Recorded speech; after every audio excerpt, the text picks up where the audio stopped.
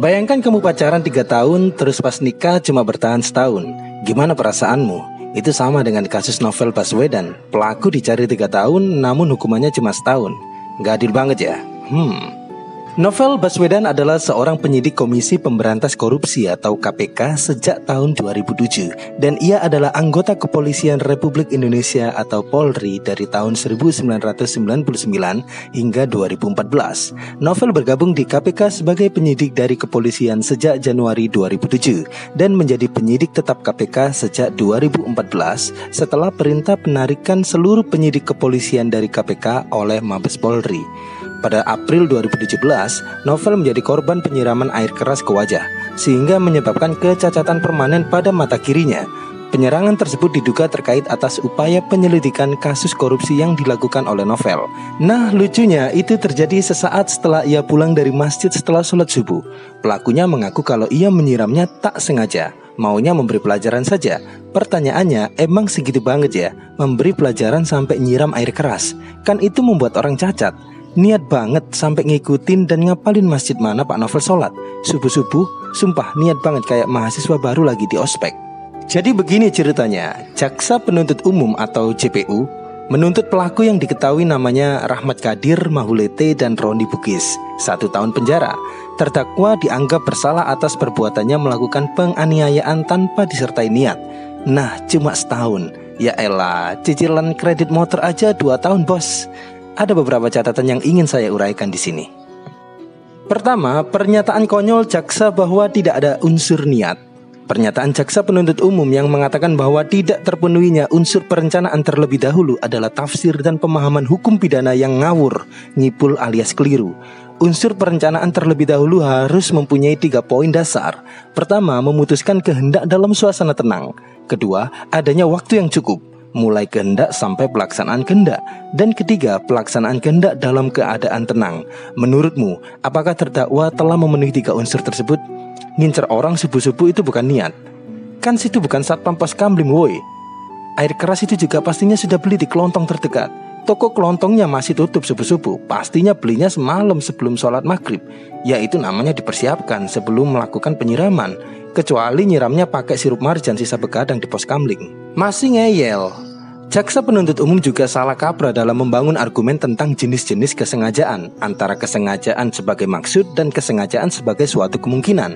Katanya, tindakan terdakwa tidak bisa dikategorikan sebagai suatu kesengajaan sebagai maksud karena kondisinya gelap. Lah ini kan lucu, ngapain nyiram orang subuh-subuh gelap-gelap? Pakai air keras juga, membuat cacat bagian tubuh orang, katanya tanpa maksud. Kedua, pasal yang dikenakan hanya penganiayaan biasa. Dalilnya berlandaskan pasal 353 ayat 2 KUHP. Jaksa penuntut umum harusnya mengarahkan tindakan terdakwa pada pasal penganiayaan berat, pasal 355 ayat 1 KUHP. Ya elah bro, dalam konteks hukum pidana ada kesengajaan yang diobjektifkan. Maksudnya entah sengaja atau kagak sengaja, perbuatan ya tetap perbuatan, dan hukumannya dilihat dari dampaknya. Nyiram air keras ke muka orang kan ya pasti bikin cacat.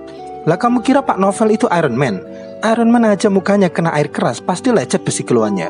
Itu ya jelas penganiayaan berat, karena bisa bikin luka berat sampai kematian. Coba deh tetesin air keras campur insto ke mata kamu. Kamu sehat apa enggak?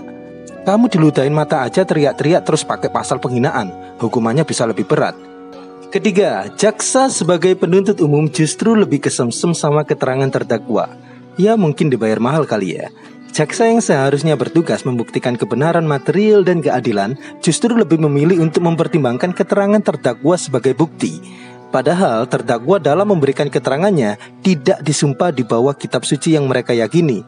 Ya tentu saja mereka memiliki hak ingkar atau hak untuk berkata tidak jujur.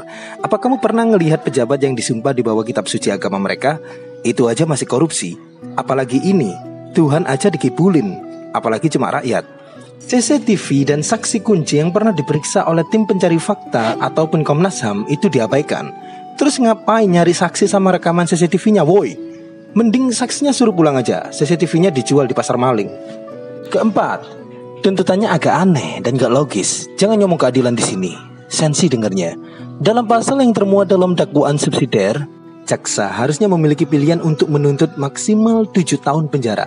Entah kesempet apa, jaksa justru menuntut hukuman hanya 1 tahun penjara. Nyarinya 3 tahun, hukumannya setahun. Sudahlah, lepasin aja deh. Setahun juga buat apa? Dalil dasar hukum adalah keadilan. Pidana penjara adalah hukuman perampasan hak kebebasan orang. Makanya dipenjara. Penjara dengan masa tertentu dianggap pengganti sepadan atas apa yang ia lakukan. Ini melakukan tindakan ancaman kehidupan orang. Dan sekarang pihak yang dilanggar mengalami kecacatan permanen di mata kirinya. Bahkan pernah mengeluh sempat sesak nafas sebelum dilarikan di rumah sakit. Hukumannya hanya setahun. Itu kan yang agak aneh. Keadilan menjadi ampas di sini, bertentangan dengan adagium hukum restitution integrum. Hukum seharusnya menjadi instrumen untuk memulihkan kekacauan di masyarakat. Makanya tadi saya menyebut istilah keadilan. Masyarakat menuntut keadilan, bukan keputusan sepihak. Penyidik korupsi diciterai, ya otomatis yang menciterai adalah bagian dari para detengkot koruptor. Koruptor semakin dipelihara. Ini sama kayak kamu punya bisnis boraks, terus ada yang teriak kalau boraksmu itu palsu. Ya jelas yang teriak itu saingan boraksmu.